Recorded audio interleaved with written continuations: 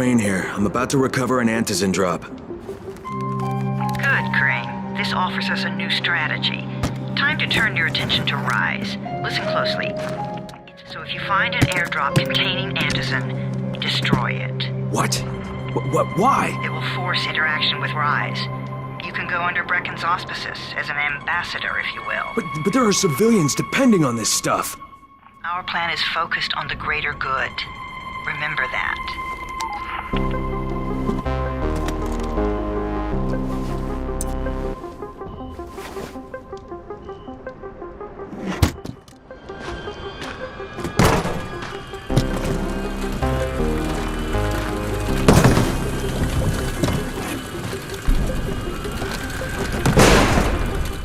Shit.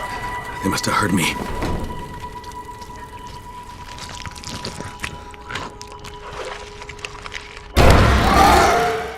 Hey guys, what's happening? Nihat here with Film Comics Explained, and as requested, today we'll be exploring the Volatiles featured in Dying Light, one of my favourite action horror adventure games of all time. I already have a pretty comprehensive video on the Harran virus featured in the game, to which I'll be leaving a link to below, and if you haven't seen it, I highly recommend that you check it out before continuing this video. With that being said, the Volatiles were essentially one of the most dangerous and disturbing variants of those infected by the Harran virus. Enhanced by the infection, the Volatiles were granted extreme durability, strength, speed, agility, and even the ability to produce an acidic phlegm similar to the Toad variant. In addition to their physical enhancements, Volatiles also appear to be the smartest infected variant. Evidence of this can be seen by the mere fact that they hide in dark areas during the day, especially around their hives, obviously aware that UV light hurt them the most. These terrifying infected variants came in three forms, as regular volatiles, sentient volatiles, and as alpha volatiles, the latter of which was much bulkier and more grotesque in appearance. As we're introduced into the game, it's explained that most infected variants could easily be killed with the right weapon and skill. However, when it came to the volatiles, the player is advised to run to the nearest safe house when spotted by them, as these brutal hybrids were not only capable of taking several hits from high-powered weapons, but they were also able to cause a significant amount of damage within seconds.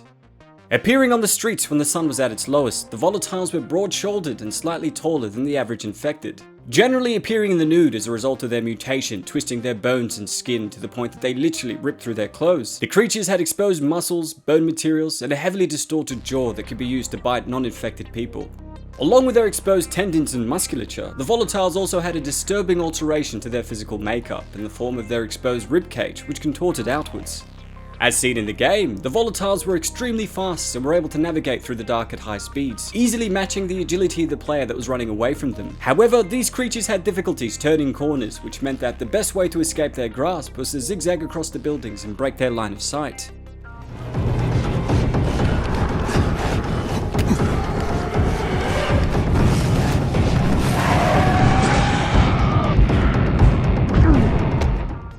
As mentioned earlier, the regular volatiles had an aversion to sunlight, and as the time slowly progressed into the day, the volatiles would become frightened, leading to their swift departure towards the nearest dark zones, usually located within a tunnel or cave nearby. So dedicated are they to the avoidance of sunlight that they would ignore the player even if they attacked them during the day. And if you manage to continue chasing a fleeing volatile at sunrise, you can sometimes see them die from the sun before making it to safety. This leads us to another infected type called the Sentient Volatile, which appeared in the following DLC that was essentially the result of people drinking a vial that had been created as a bioweapon. These Sentient Volatiles were essentially an infected variant that had the appearance of a volatile but could still control themselves during the day. But this would of course change at night, where the Sentient Volatiles would lose themselves to their baser instincts. Last but certainly not least were the Alpha Volatiles, which, as the name would suggest, were the most dominant infected variant featured throughout the game. Compared to their normal counterparts, the Alpha Volatiles had a more arachnid appearance with prominent fangs, a spiked carapace, and an inky black growth over their skin, resulting in an even less human appearance than the other infected types.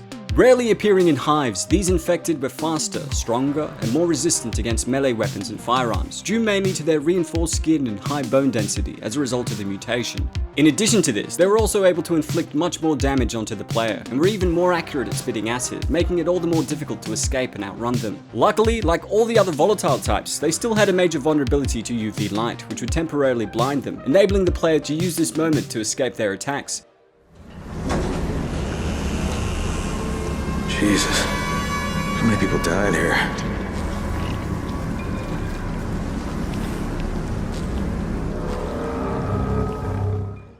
All in all, the volatiles are a nasty piece of work, and our introduction to them in Dying Light has to be the most overwhelming, heart-stomping gaming experience I've ever had. Well, that's all for today, folks. Big thanks to all of you guys who requested we take a closer look at the volatiles featured in Dying Light. Don't forget to hit subscribe and click the notification icon to stay up to date on all my content. And if there's anything else you'd like to request, please don't hesitate to ask. As always, it's been a pleasure. Nihat here with Film Comics Explained. Thanks for stopping by. Crane, come in, come in. Did you get the samples I asked for? Excellent, excellent. I was just telling Dr. Camden about Hello, Mr. Crane. Glad to have you working with us. my last bit of reagent here, and a reserve vial of, oh my word, this tissue. It's testing positive for the recombined virus. This could explain all the different mutations. But I can't. Camden could. He has the equipment, but we have no way to get the research to him. What if I delivered this stuff to you, Dr. Camden? By hand. The data and the tissue samples both. Crane, getting from there to here would be insanely dangerous.